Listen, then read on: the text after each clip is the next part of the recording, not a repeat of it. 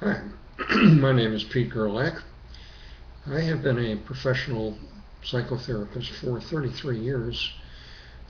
Over half that time I've specialized in learning how to assess and help people who are survivors of early childhood trauma, abandonment, abuse, and neglect. In this video, I want to continue offering you what I've learned across these many years.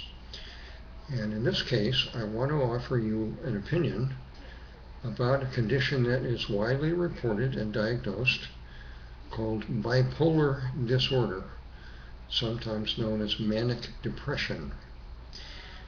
Has anyone ever said, you're bipolar? Or do you know someone who thinks they have or has been told they're manic depressive? I want to offer you clarification on what that means, what causes it, and what can be done about it. Mania, psychobabble type term, mania is a description of an emotional mental state which is characterized by fast thinking, jumbled thinking, high sense of alertness, physical activity, irritability, optimism, enthusiasm. There are some other traits, but that's the theme, that you have high energy, high mental activity. You're manic, or you have mania. That's an emotional and mental state. The opposite of that state can be called depression. And as I'm sure you know, depression commonly is characterized by feeling sluggish and apathetic and gloomy and sad and low energy, maybe having trouble sleeping, disinterest in eating, sometimes in the extreme feeling suicidal. People commonly say, oh, he or she is depressed. When a teen or an adult goes from a depressive state to a manic state relatively quickly, over time, when they do that occasionally or even frequently, if the shift in mood is, quote, significant, that can be diagnosed by mental health professionals and by lay people as bipolar disorder. It's one of many types of so-called mood disorders. The common psychiatric treatment for bipolar disorder, once it is diagnosed, is with mood-altering drugs like lithium. It's a proven fact that for many people, taking lithium does even out their moods. This is true for a number of different disorders. So the traditional medical/psychiatric treatment for bipolar disorder is medicine. I propose that's a mistake. Let me try and explain why.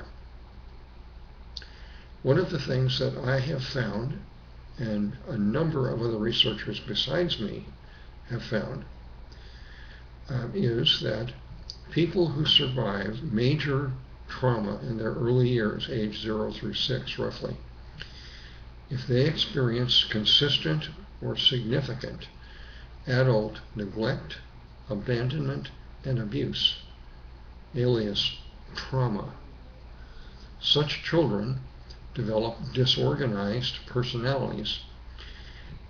One way of looking at that is your personality is just like a sports team or an orchestra. It's composed of talented members. In my case, I call them subcells. Each one has a specialty. So you are not one person. You are a group of specialists who all act in different ways together in different circumstances. Notice how you feel about that idea. One implication of this is people who are split personalities within limits are not crazy, they're not pathological, they're normal survivors of childhood trauma. Notice how that idea sits with you. So what? Here's what. Because personality subcells are wonderfully varied, each one brings a unique characteristic. There's a group of subcells that can be called inner children, plural.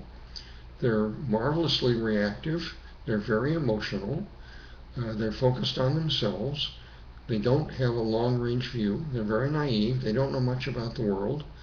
And they react very quickly. They go from inactive to active in a heartbeat, depending on what's going on inside your mind and your body and or outside your body. So you've got inner children. Another group of subcells are called guardians, who take care of the inner children. And a third group is called managers.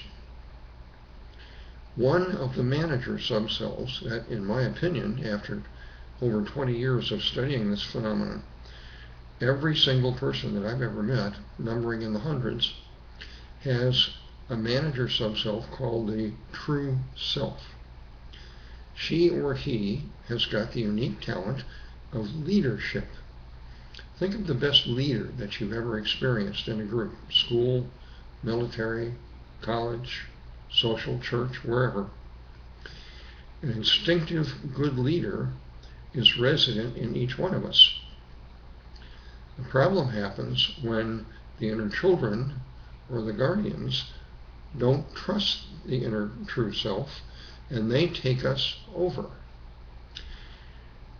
One thing that can happen occasionally or frequently is when somebody, one of our subselves, feels scared or uneasy or hurt or angry or lost or confused,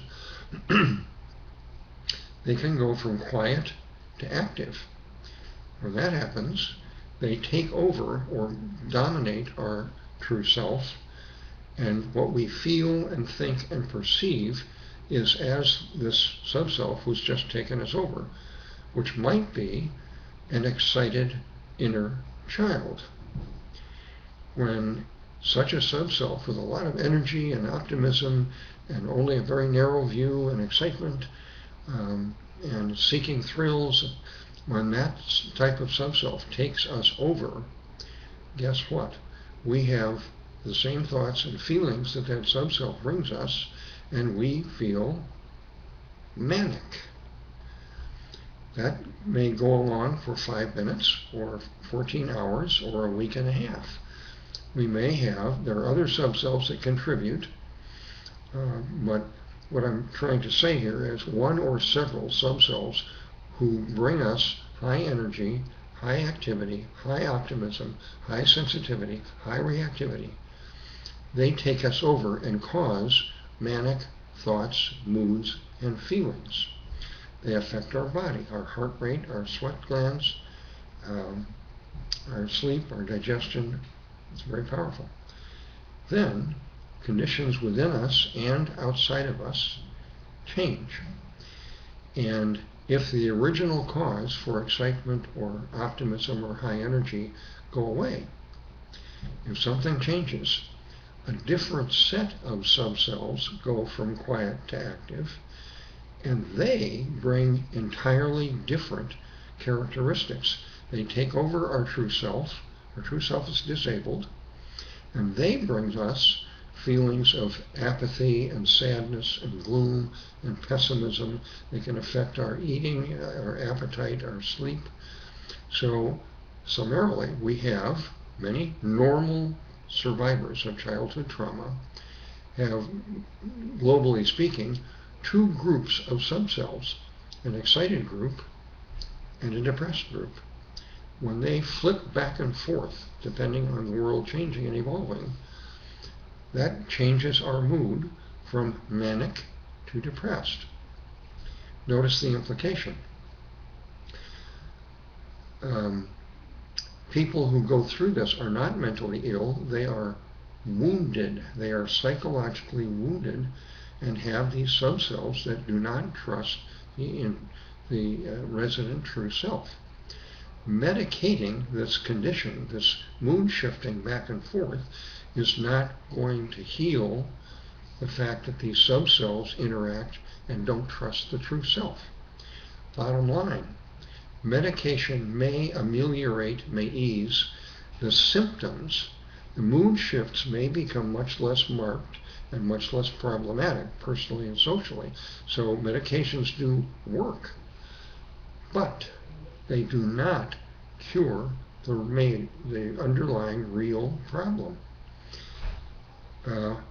You probably say, well, is there any hope? If I'm bipolar, what can I do? As a veteran therapist who has worked with many people with various mood disorders, including borderline, which is very similar to this, there is a way that you can find more stability chronically in your life without medication. It's a process called internal family systems therapy. I'm not going to describe it here.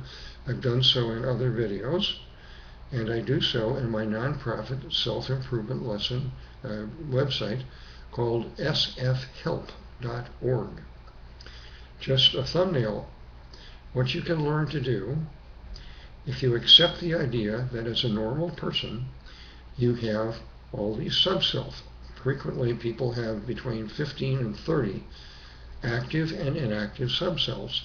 If you try that idea out with an open mind and you say, I think I'm going to get to know who my subcells are, and you dig a little deeper and you can identify the subcells that give you the manic condition, and also the subcells that can give you the depressed condition. You can negotiate, believe it or not, you can talk with, have dialogues with, and negotiate with all your subcells, and over time you can get them to trust your true self. When that happens, typically what people report, I've witnessed this hundreds of times, what people report is their manic episodes go down in frequency and intensity, their depressive states go down in frequency and intensity, and they even out. They have a zone of calmness, serenity, being awake, alert, alive, aware, but there is not this tremendous shift in moods and thinking patterns. That gives a much more calm, direct way of living and behaving, which reduces other people's uncertainty and anxiety about, whoa, is Juanita going to be up today, or is she going to be in one of the pits again? Well, how's she going to be? You feel calmer and better, and so do the people around you. This may sound like science fiction to you. It starts with beginning to acknowledge that you have personality subcells, and you are not, underline not, crazy. So, if this is a new concept for you, being skeptical or cynical is a normal subcell reaction. That's one of your guardians, the cynic doubter. I invite you to take a look at one of two things. Either my playlist on YouTube here, my playlist 1B Bravo or 1C Charlie. Those contain a group of videos, they're all related, and they will explain the concept of personality subcells, where they come from, what are they like, what do they want, what do they mean, and it will get you ready to learn how to negotiate and change your personality subcells and get them to chronically trust the wisdom of your true self.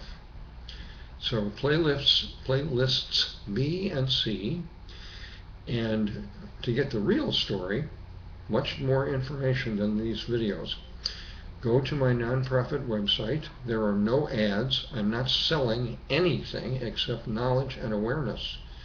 sfhelp.org. That is 7 sequential self-improvement lessons. The first lesson goes into great detail on exactly what I have been telling you in this summary video. So bottom line, if you have been diagnosed as manic depressive or having bipolar affective disorder, or if you know somebody who has been diagnosed with this. And if you and or they have been told, take this medication, that's the answer. My encouragement here is to try the medication if you need to even out, but don't assume that's going to cure the problem, because it probably won't. Try lesson 1 in my website. Get to know your personality subselves. They're amazing. So is your true self. He or she is amazing. Get to know yourself, and you'll find that mood swings of all types mellow out to the point where you feel relatively stable almost all the time. Would you like that? Give it a try. As always, if you have any comments or questions or constructive feedback about this video or any other video or my website, I would welcome hearing from you. Meanwhile, I'm grateful that you took the time to listen to these ideas. Thanks very much.